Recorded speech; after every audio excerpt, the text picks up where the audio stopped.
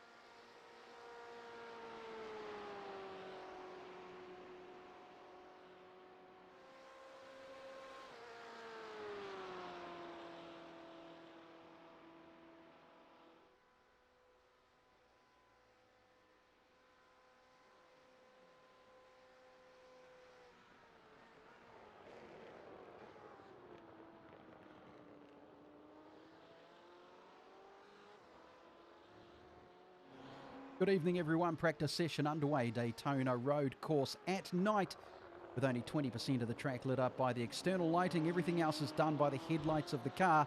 It's going to be a major issue to hit the turns and the apexes accurately. Qualifying will start at 9 p.m.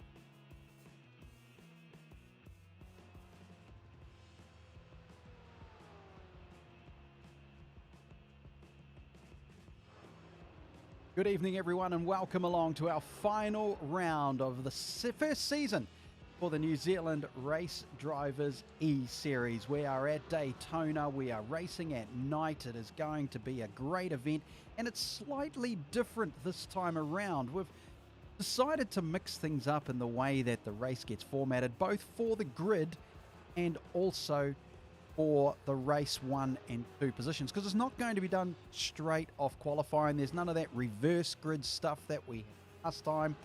It's just going to be done fractionally different. My name is Craig Lord, and joining me is Andrew Anderson tonight.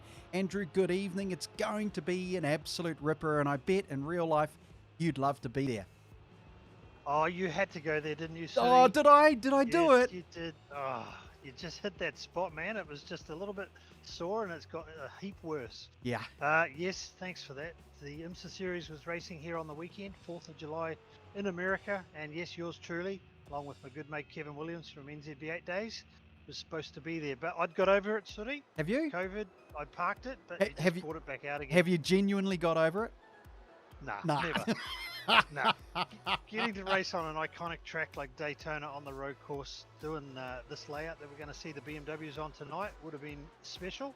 But never mind, the next best thing, we'll watch the boys go at it in the esports BMW series. So here we are, Daytona International Speedway.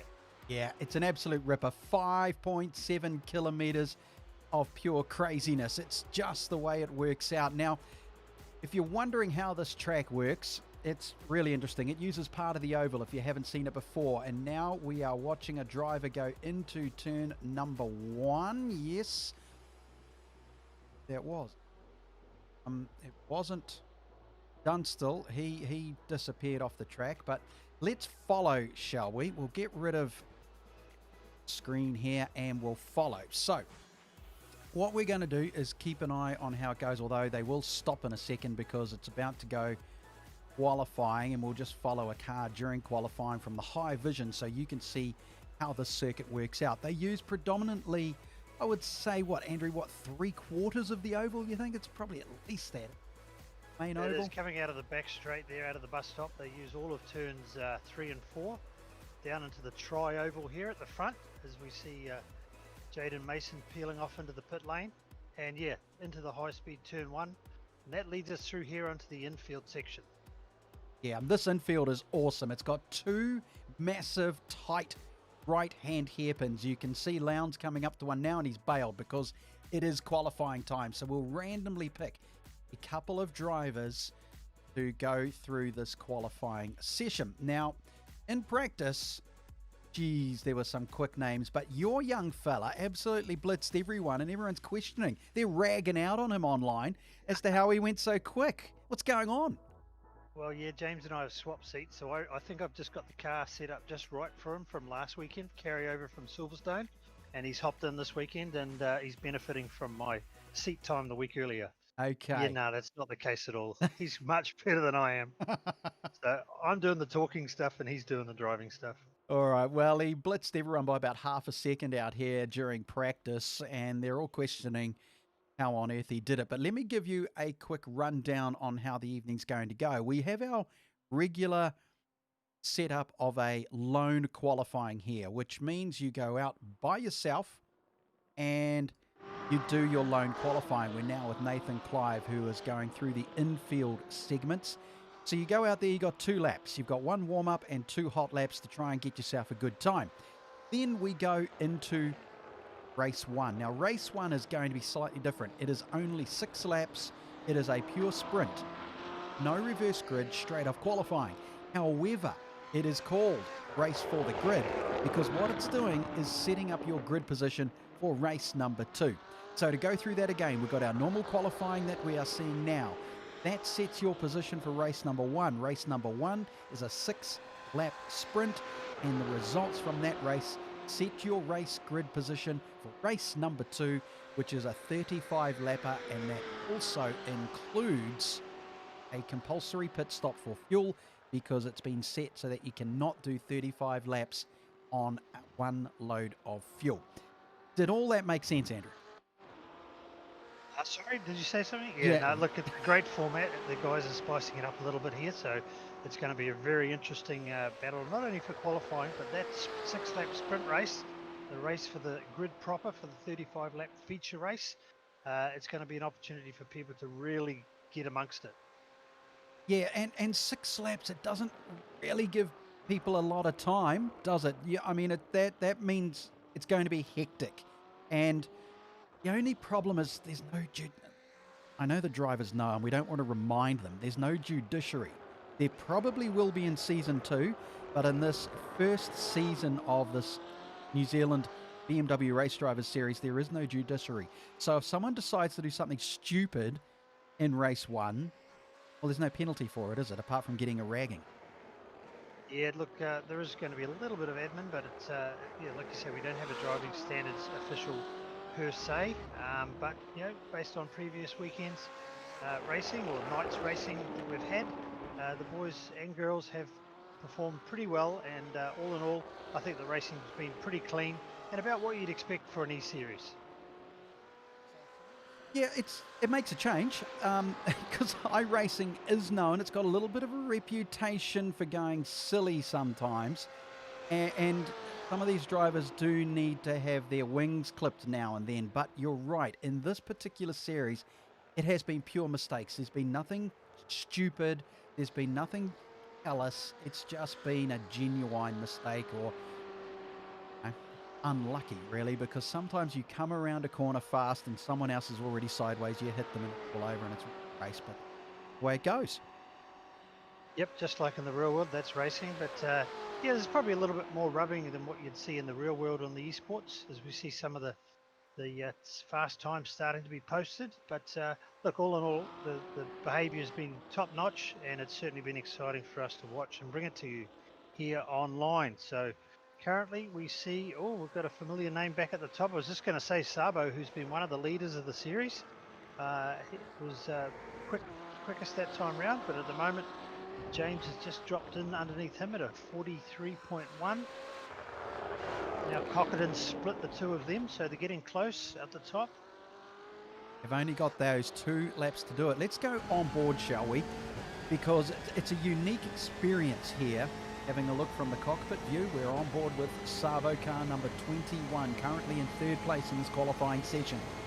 Only got 2 laps, 10 kilometres to make it happen. Really, it's more like 12, but basically that's what you've got. And here we go into the bus stop. Now that takes courage.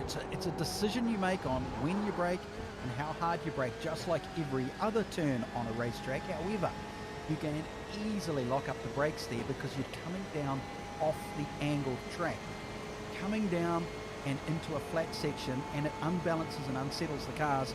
And if you don't get it exactly right, your brakes will lock up and you end up all over the place. You either shoot through or you spin out. So you can see what it was like. We're still with Sabo. He's coming into turn 1 now. Here we go, the hard left-hander. The turn 1, keeps it nice and tight, fights the wheel. Looks like he didn't quite get it exactly where he wants it. And over those ripple strips, turns 2 and 3 into 4. And he'll go down a straight. Now the straight, not exactly long, it's well, it's short, and then it goes into a left-hander. The left-hander here, generally you can take it full speed. You don't have to back off. You can see him fighting for traction into another right-hander. This is another hairpin. Around they go. He's got to try and get the apex. He had a couple of shots at it, so not exactly what he wanted. Down towards turn number 6. Here we go. It's sort of a double left-hand 90. You could argue it's turn 6 and 7. We'll just call it 6 tonight. And then back onto the oval. And the oval, well, you just put your foot down until you get to the bus stop. Now that's not too far away because he has gone around the big left-hander down the back straight. Here it comes now. Turn number 8 for us tonight. Hits the brakes hard, down to 4th, down to 3rd. Takes it in 3rd gear. Now many might drop into 2nd, but it's 3rd gear for Sabo, out of it into 4th, and there is a lap with our man right there. But let's go to Shane van Gisbergen, shall we? Because at the moment, he is top of the table, and he has pulled it out, a 142.566. He is blitzing the field now, 0.4 of a second ahead of Cockerdin. and well ahead of Dunstall and Anderson. Now, Anderson was in the mid-142s as well during practice, but Andrew, he can't get it here in qualifying.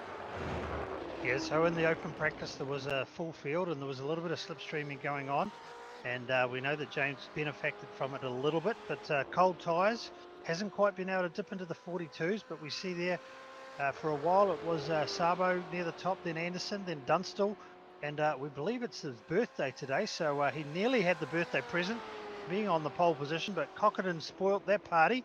And then none other than yours truly, Minion Motorsport, Shane Van Gisbergen, who's he's just shortcut the bus stop there, so he Yep. bailed out of it. Yep. But Shane has some real-world experience on this track, and it shows. He's gone straight to the top of the timesheet with a blistering 142.5.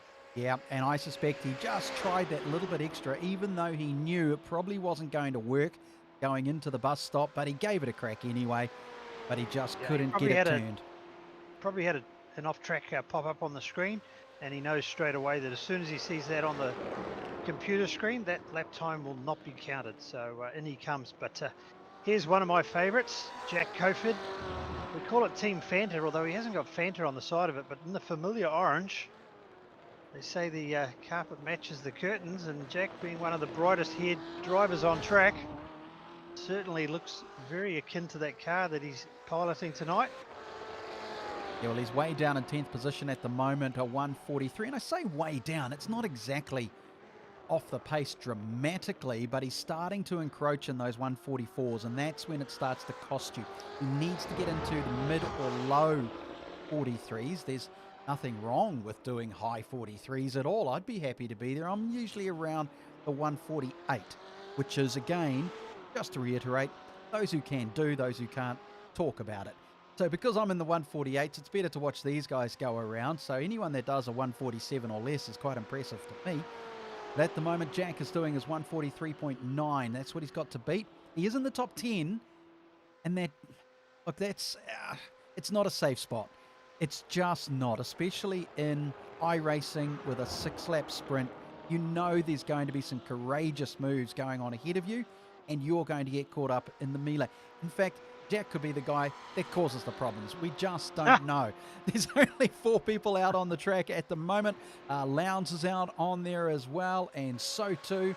They're all on the oval. Kieran Rollinson. Now, we haven't seen much from him lately. He is down in 19th with a 145, and that is way off the pace. 3 seconds, really. And he's just locked up the backs and said, that'll do. He's gone into pit lane a little bit hard. And Lowndes is the last person on circuit. He's done. So that is it. The flag's out. The flag is out, and we wait for the results, and they have just appeared. So let's see if we can get them up on our screen. Show you who did what. There we go. Shane Van Gisbergen leading with a 142.566. Taylor Cockerdon, Sam Dunstall, James Anderson, Antal Rafael Sabo, Matthew Griffin, good time to get into 6th. Andrew Waite, not so hot there, 1.1 off the pace in 7th position. Dan Patrick, Gene Rollinson, and Jack Coford managing to hold on to 10th. And the rest of them, Andrew, they're going to have a battle. Yeah, it's certainly going to be a tight bunch there, just outside the top 10 as we head down. Stuart Patterson, Jaden Mason, Chris Reeves, Mike Cullingford coming in 14th, Nicholas Lowndes, Aidan Lamont, Nathan Clive in the 17, and Jeremy Patterson rounding out the 18. Further on down there, we see a couple of posts haven't put up a time, so maybe a couple of off tracks for Zane Hills, Walton, Sean Driver, and Matthew Giantini. Yes. Giantini, I just about got it there as my screen blanked.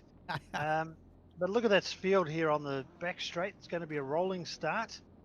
For those who have done a standing start at Daytona, it normally catches them out because the start grid, I'll get it out, is actually on the banking. So you drop the clutch and the car kicks sideways. So here we go. Rolling down. Look at that for a view.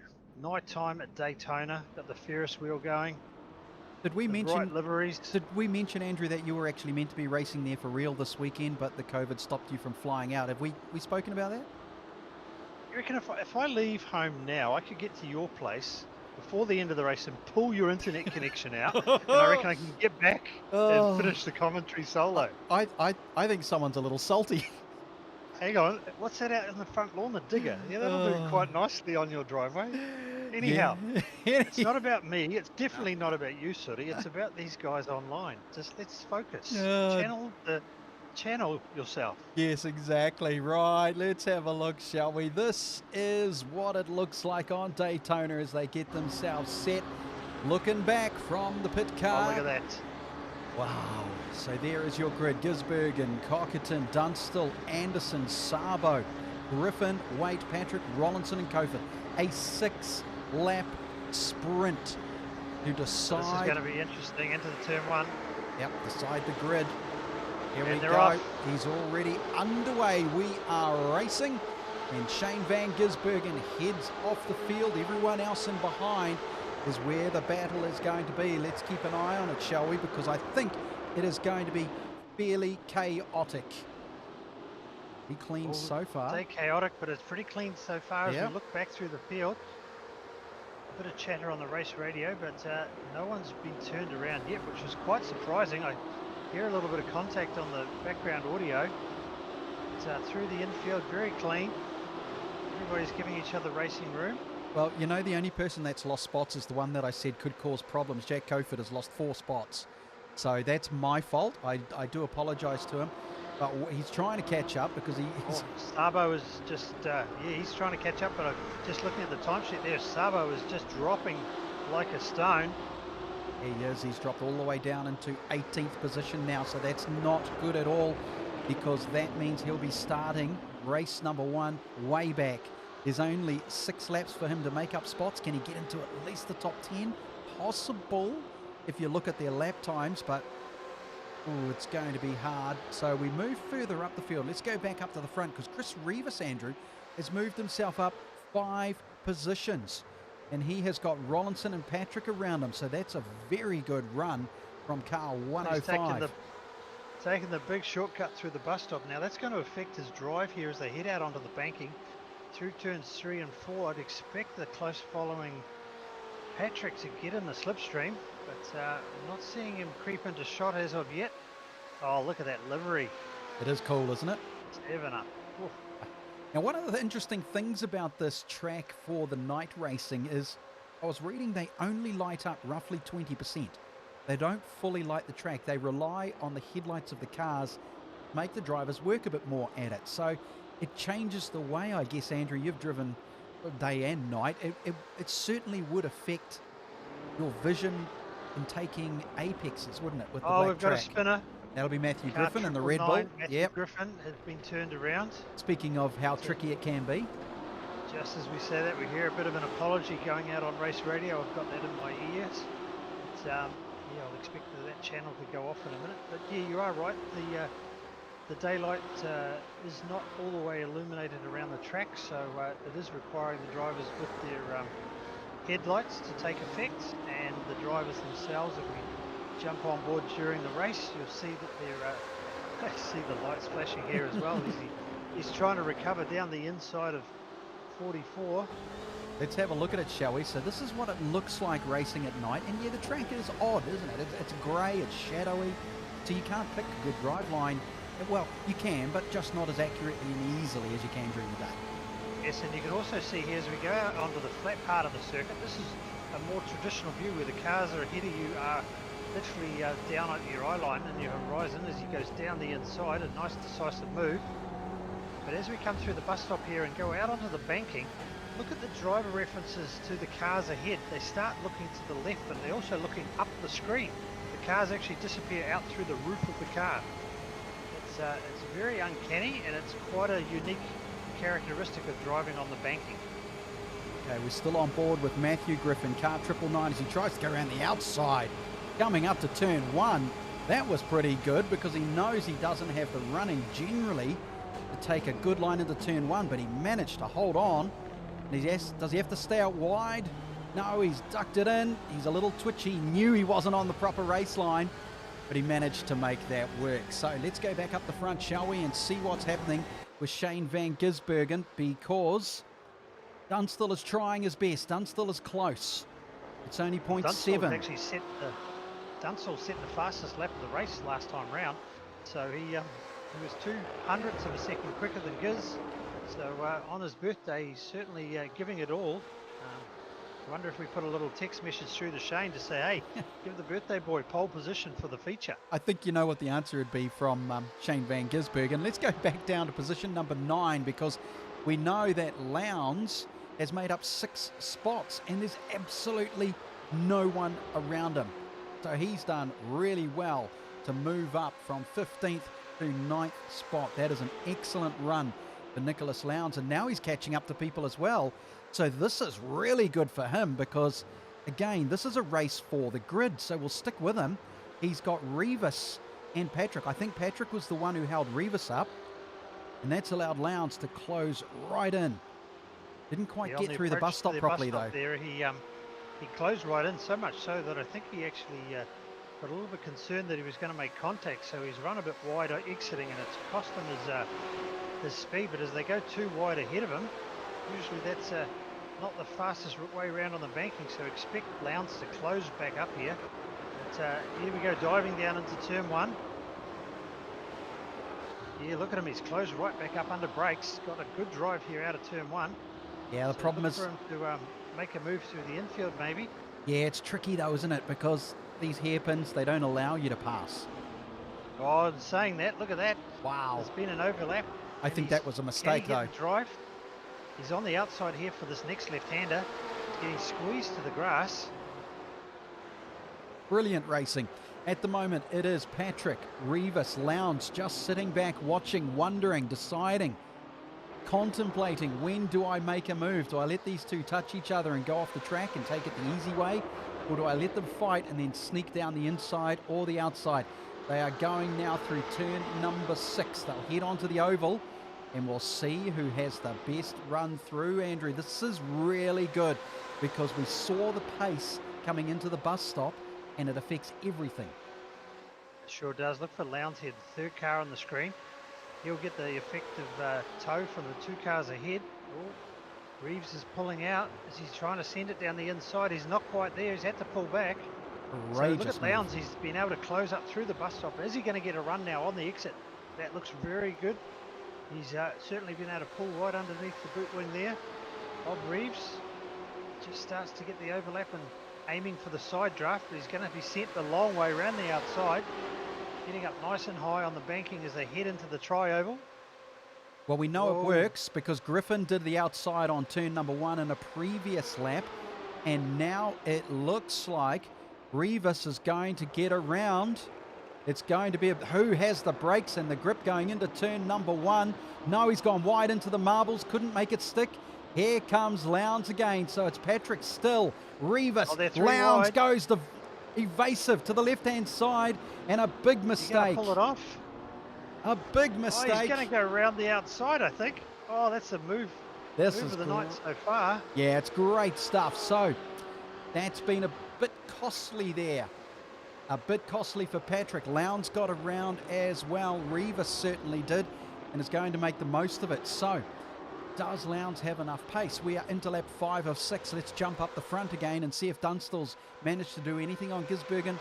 No, it is still 0.6, and you've really got to think that Shane van Gisbergen knows enough of what to do to just hold there. Just to say, that gap will do. I don't need to go any faster. So the timing tower is showing us that Dunstall still has the fastest lap of the race, but last time round, he was 1/10 of a second slower than Shane, so Shane has been able to put out a good bit of race pace as we see the timing tower change. It's a good little cue there. Do you like that, sir? That was very nicely done, and Gisbergen is still doing the 142s. Even though they're 42.9s, it's still enough. Everybody else is fighting in the 44s. Although Sabo, he's moved up again. He's got himself into 10th spot with a 143.8. But he's probably being held up a little bit and can't really drop into the low 43s around here. No, he's got a bit of traffic there, and that time round, Dunstall manages to pull a couple of 10ths of a second back in on Shane as they head off again, once again, in through the infield section, past the Ferris wheel. So this is the white flag lap. See, iRacing runs the traditional American white flag as the last lap. So here we go. Dropping back now to Dunstall, looking at him a little bit more focused as he takes the tight right-hander. Last little short shoot here. This tricky double left-hander out onto the banking. Cars to rejoin the banking here just into turn 1. Just after the tri-oval of the infield section of the traditional NASCAR circuit. You can see there Shane's got a good drive. He's been able to pull away again. Got that gap out to about 0.8 of a second. So you'd have to say he's pretty comfortable here at the moment. Yeah, it looks like it's going to be easy. He's only got to negotiate the bus stop, which is for us turns 8, 9, 10 and 11.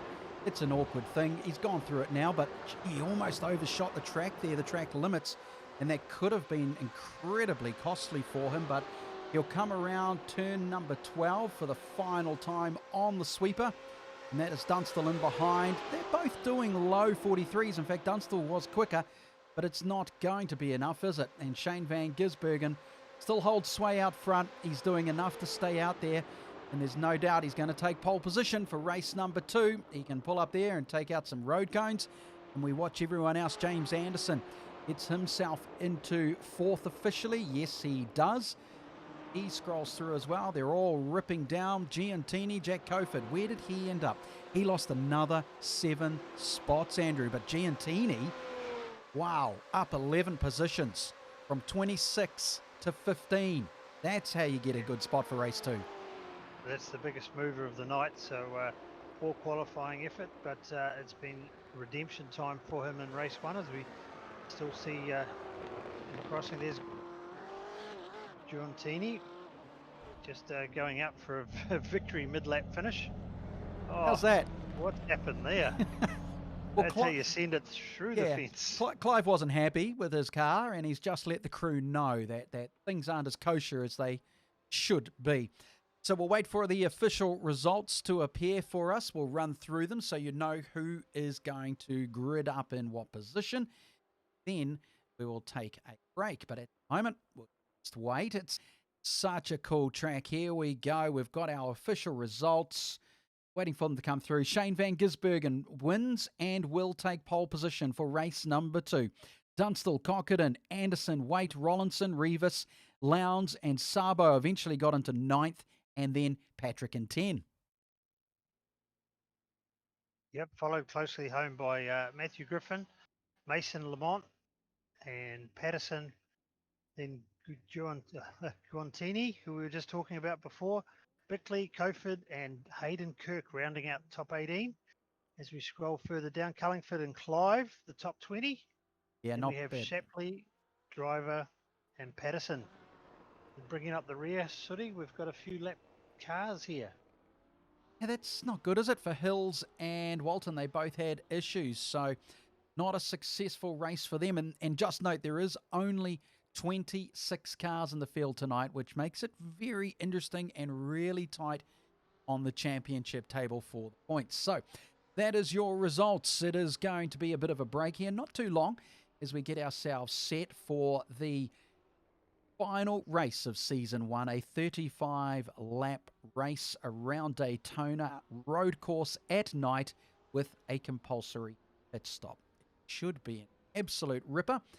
We will wait for the drivers to go out and just do their, well, I suppose you'd call it a practice/warm-up.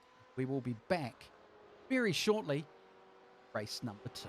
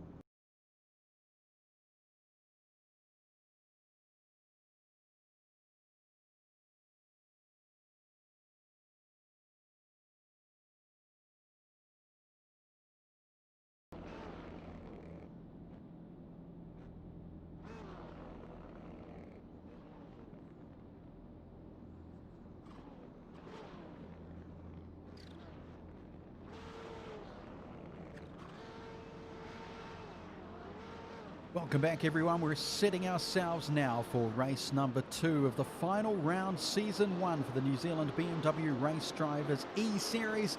We are racing at Daytona in the night track. Leading away will be Shane van Gisbergen and Dunstall, with Conkerton, Anderson, Waite, Rollinson, Rivas, Lowndes, Sabo and Patrick for your 10. Andrew, this is going to be a much different challenge to what we saw in the first race, because this is not a sprint. 35 laps is not a sprint. This is a tactical race, because tyres are going to play a huge part here.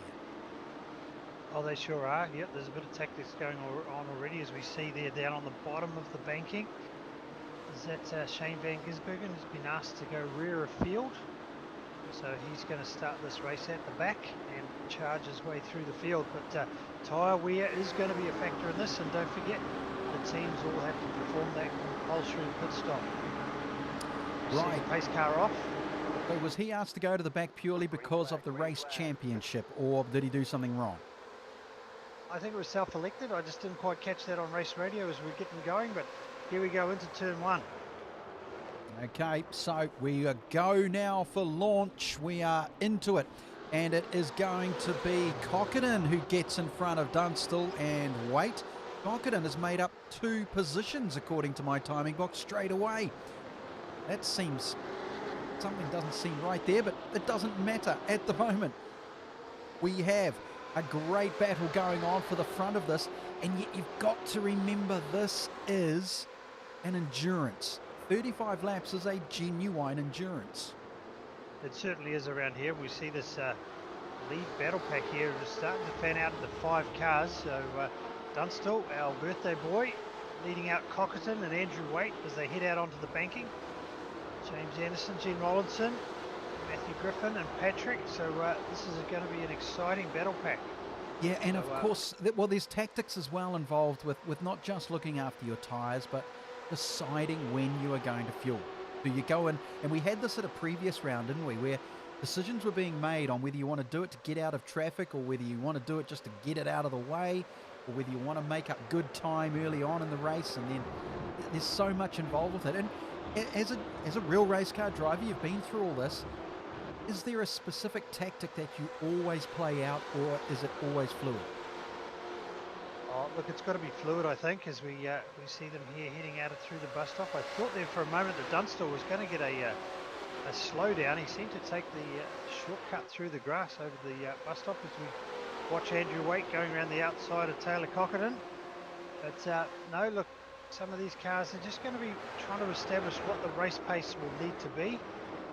There's a little bit of a fakie there with Andrew Waite as Taylor goes back down the inside, dispatching the Minion Motorsport teammate of Shane van Gisbergen. Well, no, that's Waitey. Remember, they're in the same team. Andrew Waite's up there. Yes, sorry, yeah, that's Andrew Waite, the teammate to Shane van Gisbergen. I think I was trying to get out. Yeah, now here's the funny thing. Gisbergen, we're only in lap number 2, has already moved up from 26th into 11th. So his voluntary, I'll stay out of the way, there's not so much happening. Lasted all of half a lap and he's back up there. Yeah, he's already into it. But Andrew Waite, this is good, because Andrew Waite was doing well in the previous invitee position he was in for previous rounds, but actually got stacked up by a few people.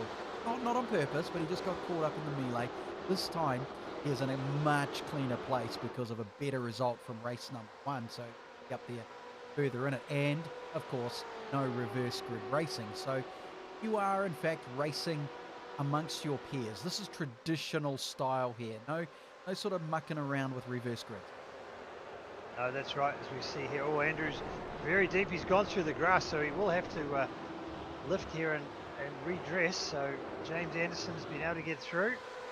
Has he done enough to extinguish the penalty? It looks like he has, but he has now certainly fallen off the tail there of Conkerton, as we see Griffin around the outside. Is it? No, Rollinson. That's Rollinson. Griffin's right in the back of them, and that's my fault again. I keep doing this commentator's curse on people. I've just got to stop saying people's names. But look at Matthew Griffin coming through. That's a great run. Oh, he's given him a touch. Oh dear. So Andrew Waite, he has just been, I said it before, didn't I? He's been caught up in other people's problems, and it has happened again. So he has gone from basically third down to 8th position, and Oh, we very look up lucky. ahead there. There's another spinner on the infield, so there's a bit of retaliation maybe going on there with Rollinson's now made contact with Lowndes. Oh dear. This Or Griffin, sorry. Griffin's dropping back. The Red Yep. Bull 999. As we see, Wadey's gone down the inside. And Shane Van the Gisbergen has moved up into 9th now, Andrew, and make that 8th, and he's going to take on his teammate now. He's just sent it down the inside there. But yeah, look, he's passed the Red Bull car. It's a bit ironic, isn't it? Actually, you're right. Never even thought of it like that. So see you later, mate. Oh, keep up, Sooty. Yeah, I can't carry you forever. I wonder if Matthew's made that as a tribute. Well, it sort of has been, hasn't it? It's like Anyhow, here we go. Shane's getting the slipstream on his teammate. There's a bit of a bump draft going on down the back chute. Actually, I'd like to see this from the onboard. This could be fun. Here we go. Oh, He's backed here off. we go. Just say nothing and just watch.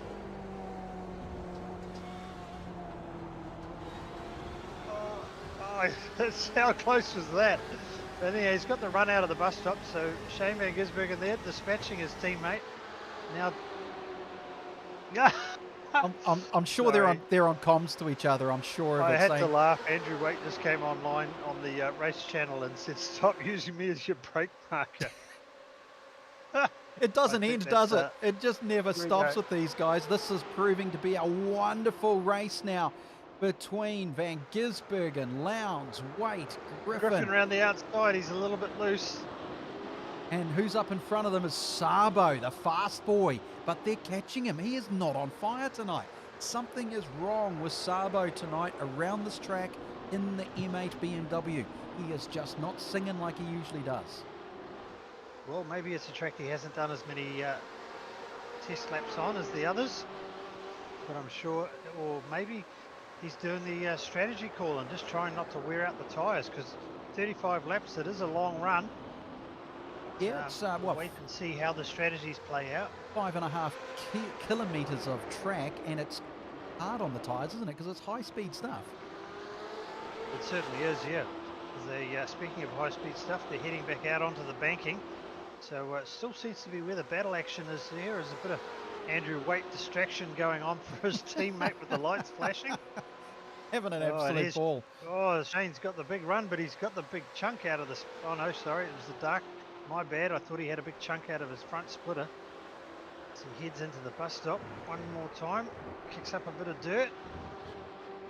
Just Beautiful running those lines. ripple trips. Yeah, absolutely beautiful lines. And now it's Andrew Waite's turn. But further back, you've got a fight with Cullingford, Lowndes and Griffin. And here we go. That is Lowndes. He's going around the outside. Cullingford's down on the inside. Griffin is thinking about taking it as well. He does. Gets right up on the tailpipe. Beautiful run. Comes down. We are 3 wide. And they've closed the door. It's his fault. Yep, absolutely his fault there, Cullingford. He was going through the middle. He decided he wanted to take on Griffin. He moved up onto Lowndes, and it cost him dramatically. So Cullingford out of the running now. He was doing pretty well too, but he just got caught up in the mess. Mate, oh, there's no way he couldn't have seen Griffin down the inside. No way. So unfortunately for Cullingford, he's going to drop right back. He's probably heading to the pits to do some repairs because he got slammed into the wall. And yeah, to be fair, that bolts. Yeah, not much can be said about that. Let's go back up towards the front, can we? Third position, James Anderson. And ahead of him is Cochran, Dunstall, Justin behind Gene Rollinson and Shane Van Gisbergen, trying to make up some major positions. And James did a 143.2 against a 143.8, so 0.6 second, more than half a second faster as he flashes the lights onto Cockerton to try and get around him, let him know he's there. Confidence in the players gallery, Andrew. There is a little bit.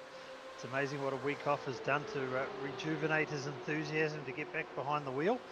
And he'll be looking at the timing sheet behind him and seeing the likes of Shane Van Gisbergen closing in and Rollinson as he gets a run here now down the outside of Taylor. Has he got far enough ahead into the turn 1 complex? Yeah, beautifully done. Tucked right in front. Absolutely forced Cockett to take some evasive braking manoeuvres. That was clever. Really clever stuff. Yeah, nice bit of racecraft there. So Taylor has a lot of real-world experience. James yet to prize the car keys out of my hands. Yeah, that's going to take a while too, isn't it? It's going to be harder and harder, I tell you. I just have to find new spots in the house to hide them. Yeah, exactly right. So James Anderson in second place. Yeah, wonderful run. Yeah, has he got the pace to pull in Dunstall? So the boys seem to be going quite easy on Dunstall. It is his birthday, but I don't think there was anything said at driver's briefing about having an advantage if you're blowing candles today. Yeah, well, here we got to talk about the tyres again. The tyre wear on these high sweeping bends. The tyre wear as they go through the hairpin, because they'll be taking every last little bit of grip they can out of them. Won't be going easy. But if you push too hard, you're going to wear out pretty quickly, and then you've got to make the decision, do you do tyres at your pit stop as well as fuel if you've really destroyed them? And now Cockett is flashing the lights at Anderson saying, come on then, buddy. Yeah, no, it's fair game. If you flash them at me, I'll flash them at you. And yeah, if we jump on board this night racing simulation, it does make quite a difference. They will be seeing those lights flashing up on their monitors and flashing through the cockpit on these beautiful Z4 BMWs, aren't they? Here we go, on board. We're the M8s tonight. Oh, your mates, sorry. Yep. Mates. They're mates. Mate, there he is, Taylor. Down the outside. He hasn't got far enough ahead to pull ahead, so is he going to try and hang here on the outside? That'd be pretty courageous out in the marbles in turn 1. There we go. Just not enough grip. He really launched on the steering wheel to try and get it to pull in, but nothing there. In fact, the only way he would have got some grip back on those front wheels. Oh, James is locked up, and here goes Cockett trying to make sure he doesn't hit him. He could have. This is iRacing. He could have sent him out. He could have nearly taken that Moselle panel right off the car. So he was very polite there, actually, Taylor Cockett. He could have given James Anderson a real spin and still got away with it. He could have gone past and got himself into second, and James would have been languishing down in 10th or lower. In fact, Taylor has got he would have been in the fence for sure. So Yep. It does show, as we said at the top of the program, how these drivers are actually treating this like real world. Even though the repair bill will be pretty cheap, they're not they're not bringing out the dirty tactics and just sending them into the fence. So No, it's good to see. It is. He's going to have another crack at him. We'll stay with these guys as this battle unfolds in front of us. It is Cockett in third. He was second. In fact, for one little minute part, he was leading the race, but he just got pipped by Dunstall when they came out of turn number 6 onto the main circuit. So managed to get through early on the infield. He's got some pace, but he seems to be losing it here on the main oval. And he did lose a bit there because he of just the bus lost stop. a little bit coming through the bus stop there. But if we drop back, we can actually see there's been a change for position behind these two. So Shane van Gisbergen has actually been able to get round Gene Rollinson. So here we go back to Gene, and in between Gene and that battle pack that we were following with Taylor Cockett and James Anderson is Shane van Gisbergen. So here he is, the bright green wheels. Pretty loud, isn't it? Certainly can't mistake those tonight. And No. we would imagine that he's got a bit of pace. It's now only 3.2 seconds. And there you go, you can see it graphically there just in front of us. The eyes will be on. If we jump on board with Shane, you'll be able to see the battle pack ahead. And we can watch him close in. So Shane, who, as we said before, started off the back of the grid. Within half a lap was halfway through the field. And now as we're entering lap 8 of this 35 lap duration, he's now currently sitting in the 4th position. So he's certainly using this as good practice racecraft, working his way forward. One of the things to watch here is his steering wheel movement. And even though it is a simulator, it's absolutely no different to a real car. The less movement you make, obviously the more efficient you'll be on the racetrack. It's pretty simple physics. So when we watch him come through here on the bus stop, won't be anything wild. Look at this, casually, turn, another one, holds position, and out he pops on the other side. It's like he is on rails. He is so slick and so calm about the way he drives. Nothing erratic, nothing wild. We'll stay on board here because the cockpit view is pretty good to watch Van Gisbergen here. He comes down the front straight, heading towards finish line, and he'll turn into turn 1. You'll see how smooth he is through the infield. We'll stay with him for this entire lap. Be well and truly focused like mine were then, as the cars ahead of Taylor's still trying to get a move around the outside of Anderson. So Shane's been able to pull the gap down now to just over 2.3 seconds. It's seesawing just a little bit, but he's definitely making ground. He is absolutely smooth, just such little movement of degrees on the steering wheel, enough to make it get around the turn. There's nothing erratic, no oversteering, no understeering. Throttle control, brake control, everything is absolutely perfect. Let's jump back, shall we? I think we need to see this battle between Cockerton and Anderson. This is for positions 2 and 3. Forget about Dunstall. He is 4.5 seconds ahead. He's out of the picture. So he'll be pulling in for his own fuel stop soon, no doubt, and just carry on going. How often have we seen it that a couple of cars will get into a bit of a battle? It's a bit of dicing, a bit of defensive blocking down the inside, and the car ahead, who's got the benefit of running the full clean racing line, is just able to stretch out the lead. And there you can see as he's exiting the bus stop, and Shane following Cockerton across the grass, certainly using all of the racetrack and some. Yeah, and he's gained a second. Yeah, so he's just about close enough now to pick up the back of the slipstream. So as they get through the tri-oval, the pack here of Anderson and Cockerton, if they work together, they'll actually pull out on Shane Van Gisbergen, but they can't help themselves. They're going side by side. Oh, Cockerton's gone round the outside and they've touched. Locked it up. Oh, they've had they might have squeezed the brakes too much. Yep, because he saw him on the outside. Wide. Yep, saw him on the outside and thought he could hold it there, and he probably could have without doing anything different this time. Yeah. And Rollinson been able to get past as well, so Anderson's now back in the 5th position. And it just shows you what a little bit of pressure does. And you're in the same room with him, right? Are you safe? Are you okay? There's nothing being thrown over the monitors as yet, but there's not much within arm's reach of him, so that's a bonus. Okay, we're watching Shane Van Gisbergen, who is now by default, by proxy, got himself into 3rd position. Justin behind Cockerton, Dunstall, yep, well ahead. Gene Rollinson moving up. James Anderson recovered to stay in 5th ahead of Andrew Waite. That's really important. And Shane Van Gisbergen is closing fast on Cockerton. So we know that's going to happen. Further down the field, there are some ripper racing stuff going on. Let's take a little quick look, shall we? Because here comes James Anderson onto Gene Rollinson. There's a battle. Andrew Waite is sensing that, and there goes Anderson around the outside now. Andrew Waite is watching. He pulls in, though. James says, nah, not having any of that in the bus stop, and that has allowed Andrew Waite to pull in right in behind. So now it's game on. Remember, Andrew Waite was in 3rd position during the starting laps of this race, and he got turned. He got smacked out and dropped down into at least 9th position. He moved himself back up into 6th. And now he's got a chance to get into that 5, which he might have just done now.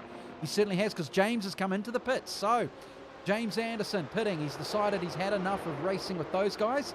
He'll come in and take his fuel and then do some laps amongst a different crowd. Andrew Waite all over the back of Gene Rollinson now. This is going to be an interesting fight. And how much do you fight, Andrew? How much do you say there's no point in this because we're only 11 into 35? Well, yeah, Anderson's decided to go and get some clear track and get some tyres, so that's going to take a long run on the end of this race to pull it off. And as we look ahead from this battle pack, we can see on the timing tower that Gisbergen is now in the 2nd position, so he's been able to catch Cockerton and pass him, and he's now set his sights on Dunstall. So Andrew Waite's got a battle now, because not as only is he trying to get past Gene Rollinson, Matthew Griffin has appeared, because these two have slowed down a fraction with their internal racing. That's right. We said before, yes, they'll get into their own battle pack, and the benefactor is the car behind, can pull in And that's certainly what Matthew has been able to do. Andrew Waite right in close now. He's got a shot. It might not be at this go through the bus stop because you've got to take it a little easy. But if he puts enough pressure on, he could try and force Rollinson into a mistake into turns 1, 2 and 3. We'll stay with him just for now before we go take a look further down the field. Andrew Waite getting closer. He's not flashing the lights yet. He's not playing games. No, but he's in the tow, but looks like there's another pit stop cycle here. So James Anderson started the trend. As we see, Rollinson's now peeling in. He doesn't want to have the undercut on him. And that's now released Andrew Waite into some clear track, but well, clear in the fact that he's got clear road in front of him, but it's not that clear behind with Griffin closing the gap. Griffin's doing a really good job. Yeah, these guys head off onto the infield. We can drop down the order because there's a little bit of a battle pack forming behind this group. So we can see Anderson has come back. Anderson's come back out into 11th. Sabo is there in 12th. So that's an interesting one. And he's not going as fast as he normally does, which is kind of intriguing. And then it is Stuart Patterson in behind in the 197. So there's a bit of real estate in between these particular drivers. Further down, Hoford trying to fight off Dan Patrick. This is a battle for 15th. Yeah, battle of the soft. Yeah, you're right, it is. Yeah, so there's only 0.2 in it. So it's a good little run, and into turn number 1, the high speed and hard on the brakes and too hard on them. Gone wide. He's spilled his drink on the floor and he's just run a little bit wide of the corner. Yeah. Oh, as we see a spinner here in front of us. Now that's Lowndes. Cold tyre. No, it's Rollinson. 22, wasn't it? 22 Lowndes. Lowndes, sorry. Yep. My mistake. He's made the mistake-o. Car number versus position number, getting confused there as I easily do. Oh, yeah, you do. Oh, I've got to blame it on something. Yeah, exactly. So, who has pitted? There you go. Anderson, Sabo, Patterson, Patrick, Coford, Lowndes, Kirk, Rivas, Cullingford, Driver, and Griffin up the pointy end. He's in their pit now. So Griffin will drop down. And the front runners still have not. Dunstall, Gisbergen, Cockett, Waite, Mason, Clive and Griffin. So they are taking their time on the decision to get into the pits. Yeah, we're still just on lap 13 of 35, so it's not even halfway. So some of those, like Anderson, were deciding to get out of some traffic, take the undercut, as we see another excursion off through the infield there for Lowndes. And is that Lowndes? Oh, we've lost him out of screenshot. He's dropping down the timing tower. Yep. Not going too well there, but Van Gisbergen is on his own now. 2 seconds back is Cockett. 4.5 seconds. We've hardly seen him all race because this guy here is just out on his own. He has had to battle no one. All he has had to do is circulate. He is half a second slower than Van Gisbergen, but it doesn't matter at this stage because he is so far ahead. Yeah, he's certainly taking advantage of the clear track and keeping out of the battles and running nice clean laps. Certainly in the mid to low 43s for the duration of the race, at 43.5 and that time round, a 43.4, so pretty consistent. And just going about his work. He was a little bit wide there through the turn 2-3 chicane. Slight lock up, so we're giving him the commentator's curse. I'll keep talking it up, and we'll get something. We'll get some action here in a minute. Come on. Okay, we'll go further down the field. Let's go all the way to 15th, where the race is between sort of Griffin, Shapley, and Kirk. So this is what's going on at the moment. We are with Shapley, Jonathan, who is in car number 10, and slipstream on him. Yep. Kirk down the outside. You're going to get some room. Oh, he's tucked back in already, trying to get the secondary draft down the chute. A little bit of a rearrangement there on the pink BMW. It's certainly not going to be helping the aerodynamics. No, not We've said it before, the the modelling of the car damage definitely has an effect on this high-speed circuit. You can see there the gap already to Kirk, so Shapley's straight line speed is certainly affected. He's had enough. Peeling off into the lane, so yep. Maybe take advantage of one of the fast repairs. Yeah, definitely. Let's look at some of the other players who have lost a lot of spots. Go down to 18th. Rivas. Now, Rivas has lost 11 positions. He's not doing as well as he did in the first race. He had some good fun in that first one, but this one hasn't been so slick for him. He's lost a lot of time here. Just struggling to keep up with some of these other drivers who are going all around him. He's just not completely on fire. Cullingford ahead of him. Blue Machine, who had a disaster, he's moved up 2 spots, so he's doing much better this time, but he's got a lot of work to do if he wants to even think about a top 10 finish, because he's currently 17th position, and that is way down. But he's catching up to Giantini. Giantini has lost a spot from a starting position. He's sort of holding around where I guess he should be. Now there's going to be a fight on, and again, this is positions 16 and 17. And Cullingford, yeah, he's got a run. You can just see him starting to close the gap already. So this is probably just going to be tick the boxes over the next lap or two. He'll rope Giantini in and claim the spot. Down that straight. There's going to be a little bit of fight left in him, but he certainly closed the gap as they head into the bus stop. So those endless brakes are certainly working well for him tonight. Oh, he's taken the big cut through the bus stop. Yeah, got the overlap on the outside, but I think Giantini maybe had to yield because he took too shallow a line through the bus stop, and I think did an off track. But, still suffering there from maybe a little bit of straight line speed damage. Yeah, it almost as though he was looking in the rear vision mirror thinking, I just need to extend this gap to Cullingford who's catching me, so I'll go a little bit hotter into the bus stop. And unfortunately it cost him, but gee, he got a good run out of it because he managed to close right in again. But that has allowed Rivas back into the run. So Rivas is closing in on these two who are having their own battle. And good on them too. Just because they're languishing down in 16, 17, 15, 16, 17 doesn't mean they're not allowed to race. They've got to keep going at it. And Rivas, I just spoke about him. He's off. He's had his own little thing. But look at Giantini now. He's suddenly fired himself up. He's got the bit between his teeth for sure. With the endless car's gone deep under brakes, but he's gone a little bit wide. Giantini's got the run out here, and all he needs to do is get in nice and close as they head out onto the banking in that long back straight. Try and take advantage of the slipstream. Well, if he can do the same thing and force a mistake from Cullingford as he goes into the bus stop, this could be all on for a lot of fun, because if you look in your mirror too much and you concentrate on the guy behind you and think, oh, I just need to, if I brake a little bit later than normal, but no, it's the problem. You need to stick to your routine, I think. Go. The stop's coming. Do it now. How well does he go through? Very slick. In fact, he was quite calm. In fact, so calm, allowed Giantini just to close a little bit, maybe only a car or two length in it. There's not enough for him to catch up and pass. Let's go right back up, shall we? Because Cockerton's had a disaster. Cockerton has lost 5 positions because, oh, that's why. He's gone into the pits, has he? He's coming out now.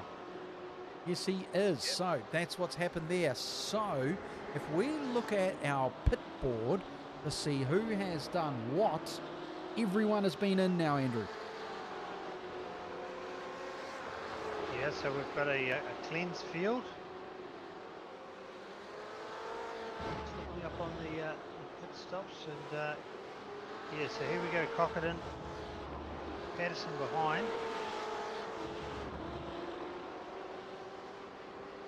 There is a big fight. Now I'll try and find it. It's further down the field.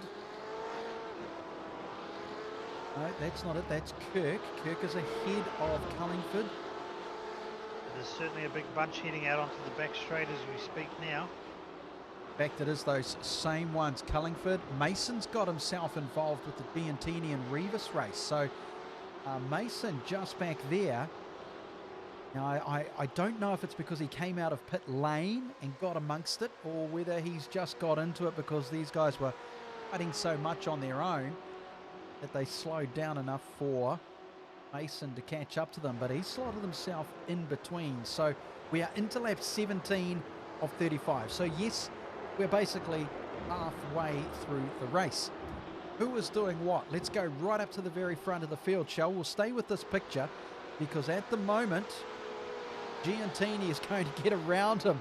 So if Mason did in fact get involved, he's not going to maintain that position for very long. In fact, this is really good. Going to have a good run coming down.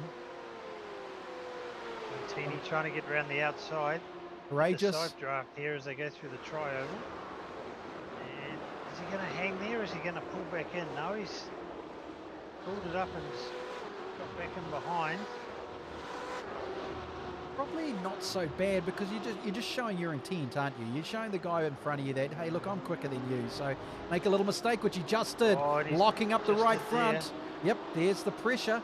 He'll be looking and he'll be trying to outbrake himself now, and he's got to stop doing that, I think, Mason, and just concentrate on what he was doing before and forget about racing. Just keep a smooth circulation and let Giantini make his own mistakes, because you'll be able to catch up to Cullingford. There's not a lot in it. 1 second and half a second back to Giantini. So you're already heading back out onto the big sweeping oval. So they've got through the infield pretty cleanly. And now he's just got to stay safe. But at the moment, we'll run through the race, shall we? Gisbergen, Dunstall, Waite, Rollinson, Sabo, Anderson, Patterson, Cockett and Clive, and Coфord. If we go up a little bit, Dunstall has just got around Shane van Gisbergen. These two are going hammer and tongs now, Andrew. This is what we wanted. Yeah, no, they're certainly fighting it out. So Dunstall's trying to show that he's got the pace here to mix it with Shane. Shane, a renowned real-world and simulator driver. But Dunstall's not phased by that. He's going to tuck right in here. Oh, I thought he was going to try and send it down the inside, but Shane, very wise to that. Just managed to park the BMW on the inside. Now they exit here, one last left-hander, this double left-hander out onto the banking. So I wouldn't be too worried if I was Dunstall heading down the back straight as he gets a good run out onto the banking. Now you'll be able to take advantage of the slipstream here as they come off the banking, tuck it right in underneath. Is Shane going to give him the inside line? You've got to think he won't. Dunstall's going to pull out soon. He's waiting for the inside to open up, but it's not going to come. No, and it's the wrong place to do it, isn't it? Because under brakes here, there's no way he's going to get around. He would have had to cross the grass. So, yeah, harder on the brakes. Very interesting tactics. But basically, again, it's just showing your opposition that you're there and ready to pounce. And you know, Shane can handle pressure. It's not like he hasn't raced before. No, Shane's a very wily racer here on the Sims. He knows exactly where to park it. Just enough to show nearly an inside line, but Dunstall not able to get the overlap down there. So he knows that if he goes down the outside, it's going to be a hiding to nothing. Which he almost did there. Switch back here. Oh, exiting turn one. He's got down the inside, but again, it's not the favoured position as they come exiting through turns two. Shane parks it on the inside. Dunstall trying to get the switch back once again. Not going to happen this time round. Brilliant racing here as these two go at each other turn by turn. We're on lap number 19 of 35 in this endurance run around Daytona course at night. It is the final round of the BMW Race Drivers E-Series. This is the 6th round of season number 1. Season 2 is already being planned, a 10-round season. This is the final night. Shane van Gisbergen not in for championship contention, but certainly making everyone else who is work for their points. And their points table is, well, it's changed so much over the last 2 rounds. But now we're watching a fight between Shane and Dunstall. Gisbergen and Dunstall. Got a run on him. He's down the inside. Good stuff. That is a real good effort. And Shane probably doesn't have to panic, does he? He doesn't have to panic here. I mean, that's courageous doing that heading into the bus stop. It certainly is, yeah. Throwing it down the inside, showing your intentions that you're here to race tonight. So you want to take it to him. Shane, one of the, like I say, if you've got to have a benchmark against anyone in the sim world, it's pretty handy to be benchmarking yourself against Shane van Gisbergen. And now Dunstall, he's showing Shane, oh, well, I've followed you down here and I'll do exactly what you did to me to you. And that is park it down the inside, but Shane's going to send it and try and go the long way. Dunstall, oh, there's going to be contact surely. No, Dunstall's been able to stay there. Yeah, but is anyone else through here? Is anyone else scared of going out in the marbles? No, Shane's not scared of going in the marbles because he knows he's getting the inside run there. That is brilliant. That's brave. That's brave, I tell you. Even in iRacing, that's brave. That is fantastic. Oh, this is good stuff. Now, interestingly, there has been some good moves just a little bit further back. We'll leave these two for a second. We will come back to them. But if we go down into position number 5, Sabo finally getting to where I think he should be in the top 5. And that is his spot at the moment. He's made up another 4 positions. Gene Rollinson, he is ahead of him. Position number 4 because Andrew Wade is just ahead of him in position number 3. But there's enough of a gap where those 3 drivers aren't really fighting each other. Further back down the field in position 6 is still James Anderson, but he has got Taylor Cockerton closing in now, and Taylor at one point second in the race, and now he's back down to 7th. So it's not exactly what he was looking for in regards to a result. Mike Cullingford, I need to look at him because he has gained 8 more positions. He didn't have a good first run, but this time he does, and he's got Matthew Griffin, still the same handful of drivers fighting each other for different positions. So they have moved up a fair smack. I thought Clive had moved up well with 11 spots. Well, Coford has moved up 7, Cullingford has moved up 8, and Kirk has moved up 5. That is a good run. So that is Cullingford there, and it's Griffin just in behind. Further down, well, it's not so good, but in 18th position, Sean Driver, there we see him there, has managed to get himself into position 18. So he has moved up 4 spots. Now, we go back to the front of the race because Shane Van Gisbergen is still ahead of Dunstall. But, look at the battle pack here, though. Look at what has happened. Because they are mucking around with each other, that has allowed Andrew Wade and Gene Rollinson to catch up, and I guarantee you, I'd put money on it, that Sabo will soon be there. It won't take long. That is Rollinson and Wade. Wade is the second of the Minion Motorsport racing cars, and there is Sabo. You just saw him drop out of vision in behind Rollinson. So 22 Rollinson, Wade in front of him, car number 8. In fact, I always thought Rollinson was 27. Maybe I'm just reading the number wrong. And then Sabo in car 21 will be chasing him down. The split time, and I'm trying to see where it is from Wade is 3.4 back to Rollinson. I don't think so. Surely it's not. Let's see who is who here. I'm not sure if the timing board is accurately representing. No, that's Lowndes there. Lowndes has tucked himself in behind and was having a fight. Rollinson is 3 seconds back. So that's pretty safe, but up front, it is still Dunstall and Van Gisbergen. And here we go again. Right down on the inside. Under the yellow lines, so... Is he allowed down there? Well, we're going to hear a bit of chatter online, I'm sure, about running the line. Oh, he's made contact. Is he going to go straight through and take out Shane? He's trying to regather, but now that's cost him dearly. He's dropped down a couple of positions, and that's given Gisbergen the opportunity to get through, and his teammate Andrew Waite is right there. The third car in picture, the blue car, is Lowndes, and he's currently down a lap.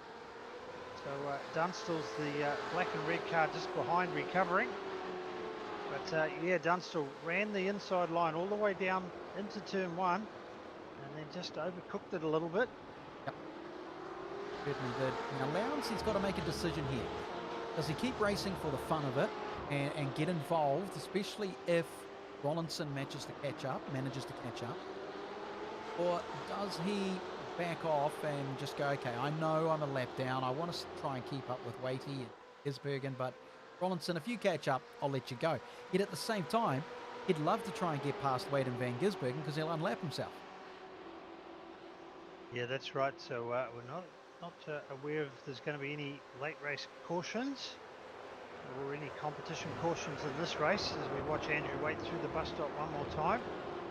So yeah, he's here to race, but sort of showing the pace that he could have had he not had any incidents earlier.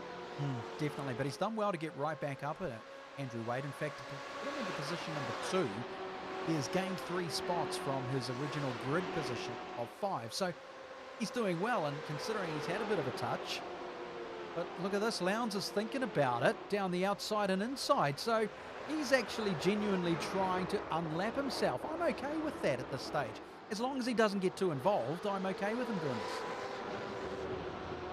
Yeah, well, it's certainly making it for nervous times for Andrew Waite there. He doesn't want to drop off the back of Shane, his teammate there. They could be in for a formation finish, but at the moment it looks like Lowndes is the spoiler here. He could put the mockers on him, but let's hope he doesn't take out any of the lead bunch. Yeah, because he's being pretty aggressive, because he's got it in his brain. He wants to be unlapped, and that's fine. I'm, again, quite happy with that scenario. If he wants to go through with that, just don't mix it up and don't touch paint with anyone while you're trying to do it. Dunstall is moved into, he is still holding into 3rd spot ahead of Rollinson, so that's pretty good. He's very lucky to get away with that. Sabo, of course, he is trying as well, and if we go back to where Rollinson and Sabo are, it's quite a gap. So Rollinson is there, Sabo is 10.8 back, and Dunstall 1.4 ahead. Yes, Rollinson could catch Dunstall, could Sabo catch Rollinson? Only a mistake would make that happen at this stage, being basically 11 seconds off the pace. So we'll just pop back up for a quick look and see Waite and Van Gisbergen. And Waite has backed off a little bit. This could allow Lowndes to get through. Chances of as well, pretty slim. Got to give it a whirl though. And Lowndes' last time was a 1:4.37. The other guys are 1:4.35s, 1:4.36s. So he's there and thereabouts. And once again, he is on the back of Andrew Waite, is Lowndes, and he's thinking about it down the inside. Just letting Andrew know he's there.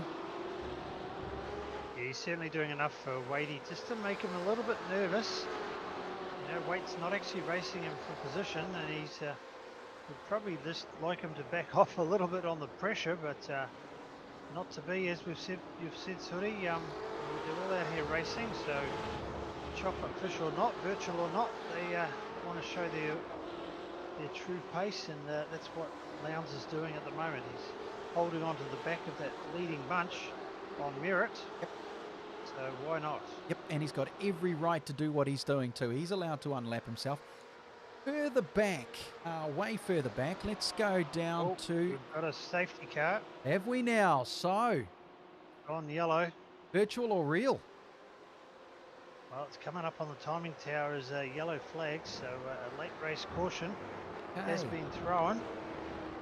So, well, this is the lead bunch we're just with at the moment, and going to bunch up indeed, because they are getting very close to catching some lapped traffic again. Car number 23, Shane Driver, way back down here as he goes into turn number 1, is not that far ahead of Shane Van Gisbergen.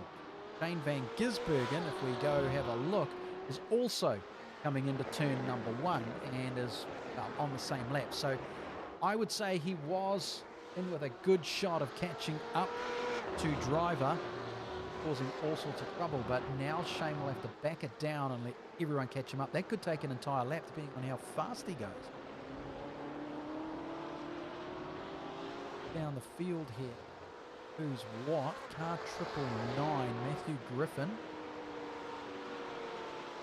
is only just ahead of Kirk, Rivas and Mason. There is Mason there out on his own.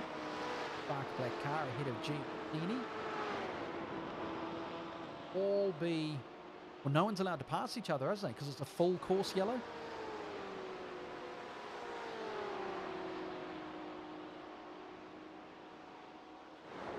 Course yellow.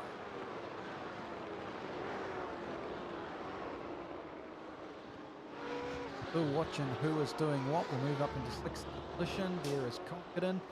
The gap there is, well, plenty, but we are still, and this is lap 25 of 35, we are still under yellow. Now, is everyone starting to catch up? It looks like it.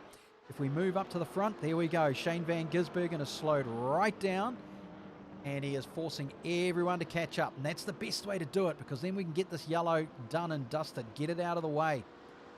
Here is the safety car in front of him now. So that will hold everybody up and allow everyone to start catching. Let's take a wide angle view at what is going on. Right, so back to 7th position, James Anderson. He is all caught up.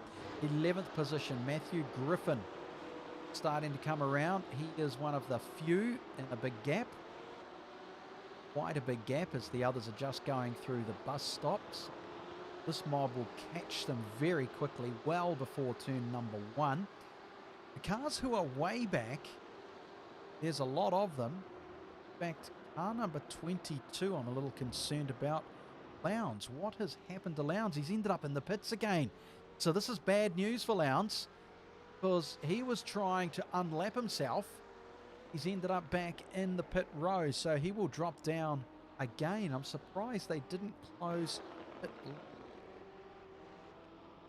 All right, well, he's back there. 18, Jack Coford on his own, just coming through the bus stop now. He can catch up to everybody else. He has done so.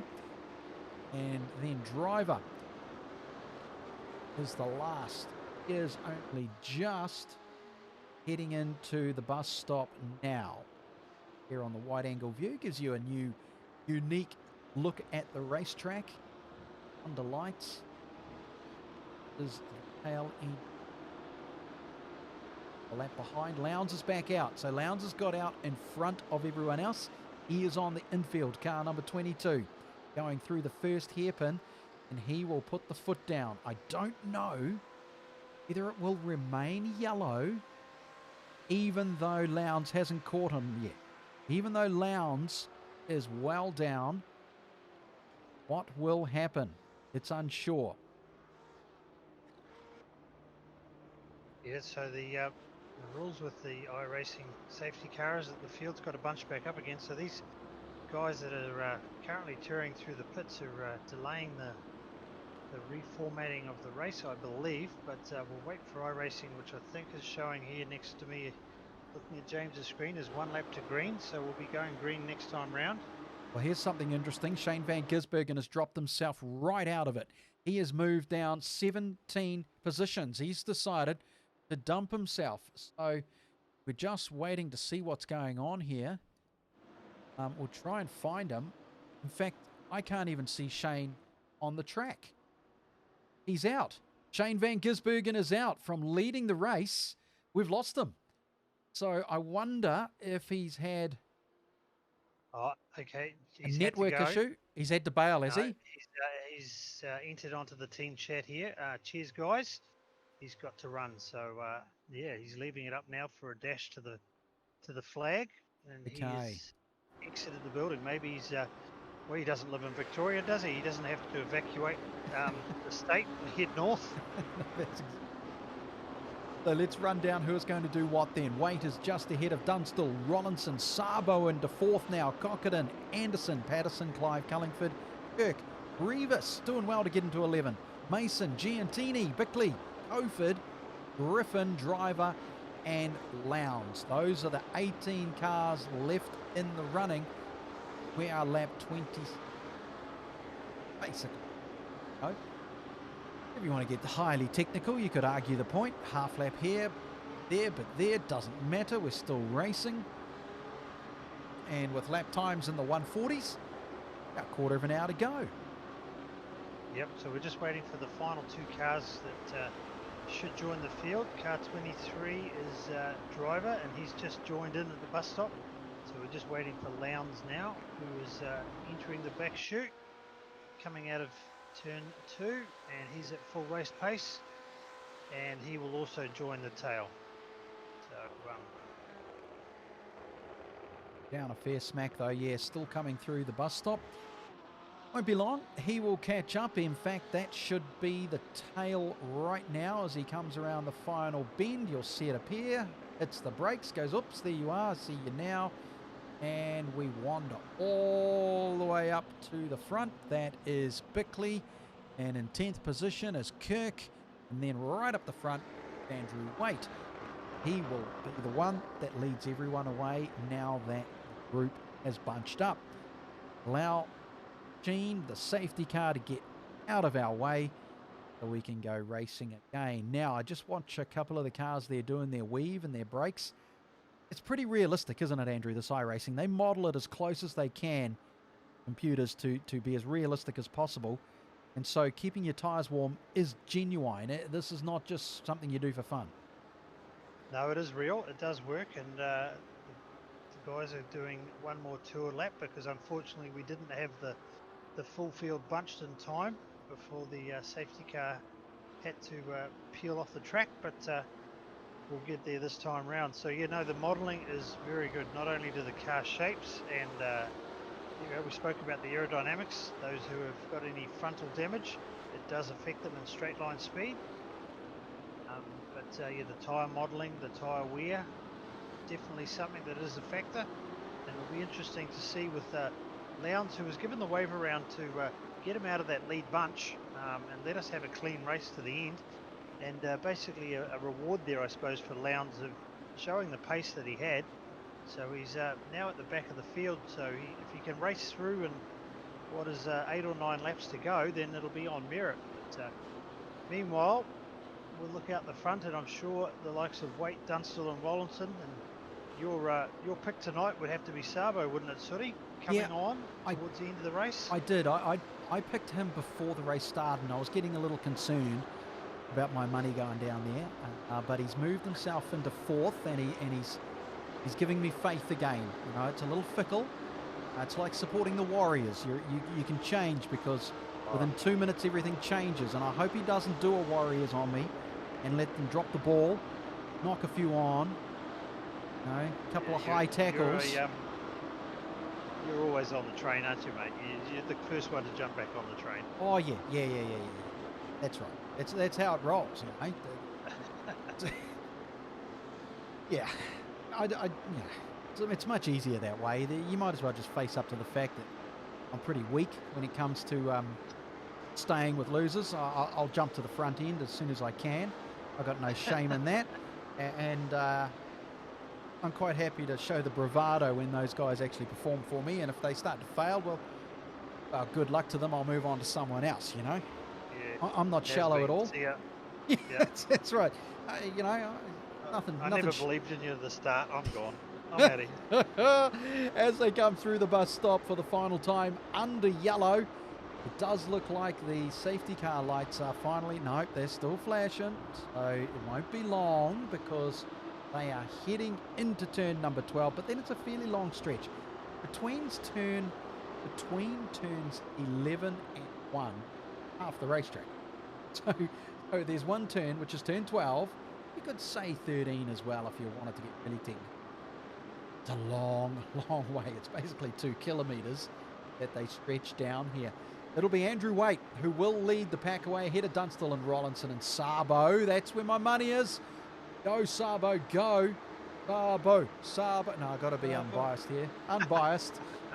And then we'll see what happens with the battle pack further down the field, because it should be quite chaotic. We are in lap 27 of 35. Again, this is the final round of season 1. Racing at Daytona at night. Off. Okay, good news. He's gone. Let's see how they go. Andrew Waite has decided that'll do. And here comes Sabo around the outside. We know what's happening up front with Andrew Waite. Well, look at him go. Car number 21 in the marbles. And already starts to lose a little bit of grip because that has allowed Cockerdon. Yep, Cockerdon has come down and said goodbye, and he's knocked him off the track. So Sabo, and then Cockerdon's off as well. Oh dear, so Cockerdon has dropped himself down into 12, 14, 16, 17. He's out of it, completely gone. Moved back to the front of the race. His game is over. Being a little bit too aggressive on cold tyres. We talked about it before as they're touring around. Yep. The modelling on the simulators is real, so That would have been a bit of try and be brave, but the cold tyres has caught him out. Yep. So now that's let Waite, Dunstall, Rollinson was the benefactor, and Anderson now into the 5th position. Sabo down, now Anderson in the 4th position, my apologies. Sabo down in the 5th position. Yeah, he's Here lost we are looking at him. I don't know if I'll follow this guy anymore. I mean, dropping a spot like that under half a lap, I mean, that's disgraceful. That's not fair at all. Yeah, okay, he's catching up to Anderson though, so this is going to be a neat little run.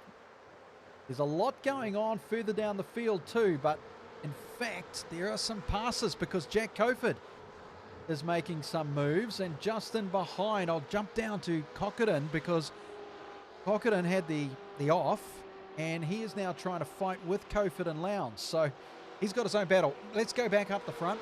James Anderson is all over the back of Gene Rollinson. Big defensive move they've now we got racing. So Anderson trying to go down the outside. Rollinson slammed the door on the inside. He's now left Anderson the outside. Is he going to go for the switchback here at turn 1?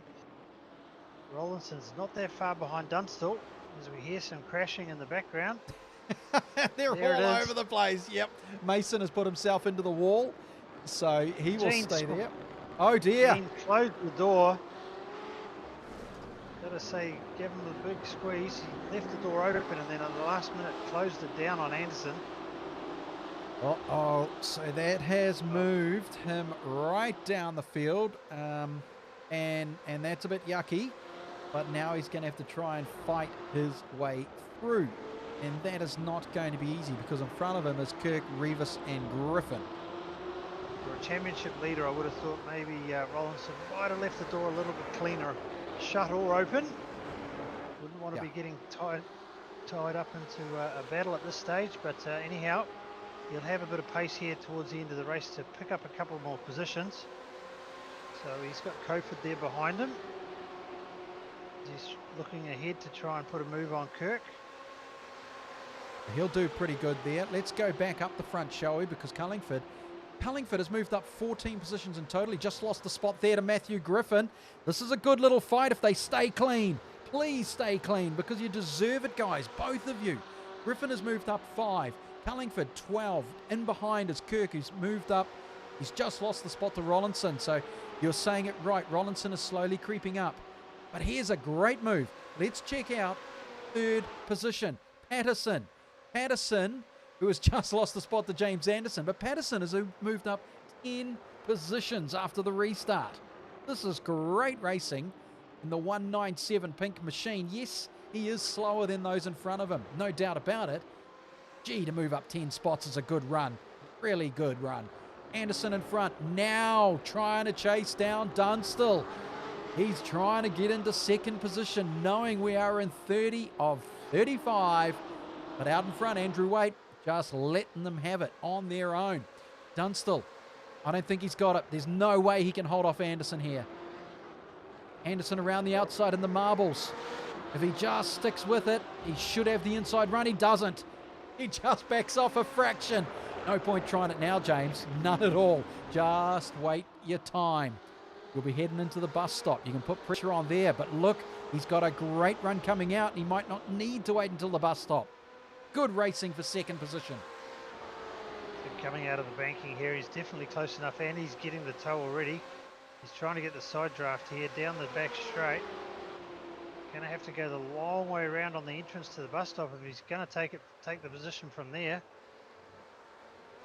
Well, he's forcing him. Too wide. Brilliant. Oh, Dunstall. That was great racing there from Dunstall. He knew that James was there, and they've gone in side by side, a clean. Didn't even touch because it would have ended in tears for both of them. You can see there Patterson managing to get a cleaner run through the bus stop, and it's not over here as they drag race through. And Patterson's going to be his drafting partner down the front straight. They're going to go 3 wide here by the looks of it. No, Dunstall, Patterson. Patterson's trying to pick which lane he wants to go, which lane he wants to follow. He's backed out early to let the carnage unfold up front. That's right. Here we go, Dunstall round the outside in the marbles. This ended in tears before. Oh, James Anderson a little bit locked up on the outside, but giving each other racing room. Oh, Patterson just running him a bit wide. really need to They're probably doing show him the grass. He had the move done. light flashing. I mean, really? You'd think they were racing or something. Back out into the marbles goes James Anderson. Probably not the best idea, knowing that Patterson is right behind him, ready to pounce. They come into turn number 6. Takes them out of the infield. It's two little left-handers, almost 90 degrees. So it's what would you call that, a double apex, Andrew, to get themselves back onto the oval. And they can do it pretty slick, though. It's not like they have to do any heavy braking through there, but they're out on the oval. And now again at a slipstream as they head into the bus stop. And will they go too wide once more? And like you said before, it was a wonderful run by Dunstall through that bus stop to stay clean, because he was not on the fastest drive line. They're going to do it again. Identical move. This time, though, James Anderson sneaks in front, and Patterson thinks about it, but thinks better of it. Just stays in behind. Again, let these two go. See if something will happen. Now Dunstall saying, I'll try the outside. I'll go for the marble run. Can he get enough on the sides? Probably not here. If James is clever, he'll just hold his line and force Dunstall to go wider and wider out into the marble area. And Patterson, no, he does it again, Andrew. He just backs off a little bit early on the brakes. But there's Dunstall out in the marbles, can't do anything about it. No, so doesn't have the overlap this time round as they head down into the infield right-hander. So unless he takes a big lunge from a long way back, it looks like the move's going to be done. So now Dunstall's mirrors are filled with Patterson trying to get by. Meanwhile, Andrew Waite just laughing all the way to the bank. He's pulled out a sizable 6-second lead. Pretty good Not lead, over in fact. yet. Oh, he's locked up. Dunstall nearly gave it into the back of the Western ITM BMW, and Patterson mixing it up in here as well. Yeah, Dunstall's certainly quicker through the infield, no doubt about it, much quicker. But he doesn't quite get the launch coming out of that turn there. Turn number 6 isn't his friend. It costs him, and you can just see how much it cost him straight away, and he won't be close enough unless he takes the big risk. Going into turn number 8, they've just gone through 7. Here they come into turn number 8 now. Does he take the risk and hold the power down for a little bit longer? They head into the bus stop. There he does. 8, 9, 10, turn 11. Pops out the left-hander. He definitely had the speed carrying through. He's up close enough. Does he try it again? Courageous if he does, trying to stay on the marbles. Lap 32 of 35. He is right on the bumper. And this is a perfect time to go on board and see how he handles turn number 1. He is all over James Anderson. He goes out wide, lets him know he's there. It's probably not enough. He'll have to hit the brakes early. And will he try for the switch? Will he try and cross over? No. He stays out wide. Patterson does exactly the same thing as he did last time and can't do anything about it because he's not close enough to dive down the inside. In fact, he goes a little bit wider. But this is a great fight for position number 2 and 3. Further down in the field, yes, there is a ton of fighting as well, but it is for the lower spots. At this moment, we want to focus with lap 33 of 35 on this battle for second position, because look, it's going to be a great cheer, or it's going to be Patterson pure hands tears. wide there on exit. Yeah. So he's certainly pushing hard to stay with these two. Well, I'm thinking tears. I'm thinking tears, Andrew, and Patterson will come through fist pumping. I don't know, but just while these guys settle down a little bit, there's quite a gaggle of cars just exiting the infield here out onto the banking. So here we can see Cockerton trying to regroup in the 8th position and jump back. Here's Gene Rollinson just ahead in the 7th position. So he's got a bit of clear track in front of him. Go back a little bit further, Coford. Yep, and now there's some gaps though, because it's 2.9, 3.1, 3.7. So yeah, they're close, and they can close in on each other if they. It only takes a little mistake, one mistake on the brakes, and the gap just immediately closes. So Jack Coford in 10th. Giantini, go back a couple more. Here is Driver, who has managed to move up 10 spots, Andrew, because of everyone else's mistakes. Everyone else, and he's just played the calm driving game, and look at him go here. He's up on Mason, and he's going to look like he's taking another spot. So he'll move up 11. Yes, he does, around the outside. He'd be able to make that stick if he's courageous enough. He holds, he decides, nope, I'll go down, and he was very lucky that Revis or Kirk in the NZ Sim Racing didn't take him out on the inside. Chiantini in behind. Chiantini tries to go round the outside. Here we go. Yeah. Oh dear. Oh, everyone's in this one. Right. Oh, and I feel sorry for Bickley. Here comes Griffin, Lowndes, and they're all gone. Look, just whatever. Oh, he's just going to finish him off. So,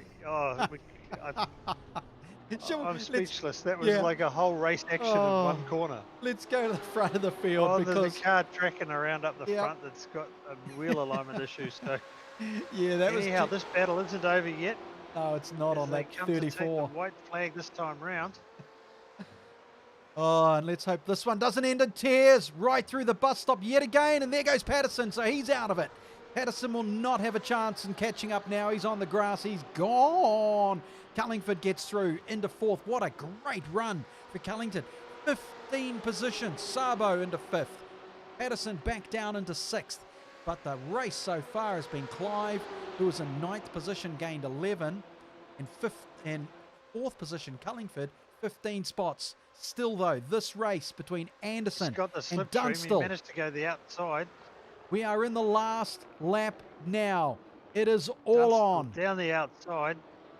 Hasn't got the overlap out of turn one. So no. Anderson been able to get the drive. But you've got to try now. You know that Anderson. Park it on the inside. Yep. That's the best way to do it. So go for the crossover. Go for the switch. There he tries it now, but he can't get the power down. The front just twitches slightly. He has to back off the throttle a little bit, and that's going to allow Anderson through into turn number 5 and then into 6, where he's very, very quick. He comes through. He stays on that inside. There is no way around for Dunstall. Anderson is quick here. He won't be scared about this one. The two left-handers of turn number 6. Into it over the ripple strip a little bit. Probably looked in his rear vision mirror, but look at that. A car, 2 car lengths, just like that. So now Dunstall is going to have to do it under brakes into the bus stop. They are in the final time. How far up is Wait? Miles up. Forget about it. Good night, nurse. Let's go back to second position. Anderson, Dunstall out wide. Anderson shuts him down. Great racecraft. They come into the bus stop, into turns 8, 9, 10, and 11. Here comes Dunstall now. Can Anderson hold on? They've got one more giant sweeper, turn number 12. He's got the toe as Dunstall. He's right there. Now he's got to make a decision, left or right. He goes high. Anderson goes high. Dunstall can switch down quickly. He thinks about it. He does. And he's going to drag race down the inside. He's going to get him, surely. No. I think Anderson got him. He did by 0.3 of a second. Did Dunstall get it? Did Anderson get it? This is incredible finish, Andrew. James got him by 0.03 of a second by the look of it. What a run to the finish. And now just watch the chaos ensue as these guys just decide they will take each other out. What a finish. Wow, what a race at the end there between Anderson and Dunstall. Didn't even bother looking at Andrew Waite. He was cleaned up, but the rest of them, what a run. Geez, you'd want to do this track in real life, wouldn't you, Andrew? What would that be like, the opportunity to race here for real? Yeah, geez, if only it ever came up, eh? Yeah. Gosh, I wonder if has the opportunity ever arisen for you? No, I just have to wait for the phone call. You know, I'm forever hopeful, but hang on. I'm just checking my notes. Hang on. No, you're meant to be there this weekend. You're meant to be there this weekend. What's going on? Have you been told? I might have to get Shelley to come in and slap you. But anyhow, back to the point of tonight, and that is to talk about the action. So that end of race safety car certainly added a little bit of spice to the what was already an action-packed race. As we look at the feature results here, we have Andrew Waite coming home a clean winner, 6 seconds ahead, 7 seconds nearly in the end from that close battle with Anderson and Dunstall. Cullingford, Patterson. Then we got Sooty's pick of the night, Sabo, recovering Gene Rollinson and Taylor Cockerton. Nathan Clive and Jack Coford rounding out the top 10. Yeah, not bad at all. Revis Griffin, he did well to move back up into 12th. Bickley Lowndes did a good job to get into 14. A lot of chaos, though, in front of them, sort of gifting a few spots here and there. Kirk Mason, driver, Giantini in 18, with Shane Van Gisbergen having to bail early. So, unfortunately, even though he was leading the race with 10 to go, he had to disappear. Shapley, Patrick, Rollinson, Patterson, yeah, didn't work out so well there. Lamont, Hills, and Walton, you're 26. But I would safely say that Rollinson probably still had enough points finishing in 7th to take out this championship, but that'll be up to a few of the bean counters to properly work that out and post that. But I think he should have taken the championship. Yeah, I think he had enough of a points lead, but as we say, we'll wait for the calculators to finish that off. But yeah, it's certainly a great night all round, and pity that Shane couldn't stay to the end, but it didn't lessen anything from the battle that we saw. Andrew Wake taking a clean run, and then Anderson Dunsell putting on a good battle for the finish, and Sabo the big recovery tonight. It was. He got himself into 6th position. I thought he might rip himself up into the top 3, but he couldn't quite get it done amongst Cullingford and Patterson.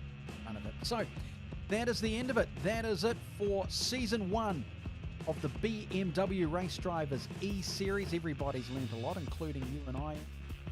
Works. And apparently, we're going to get invited back for season 2. Really? Yeah. Have we not upset enough people yet? No, but I think we can work on that. We need to pick a few drivers to pick on, get them a little bit angry, cause a little bit of, well, a little bit of angst, a little bit of energy to get a little bit of action happening online in the forums, you know, on social media. Spice it up a little bit, eh? Yeah, get them a little bit angry with the commentary team and tell them that they're not really doing it. Just to spice it up a little. Yeah. Look, we could easily just push this join race button and show them how it's done, eh?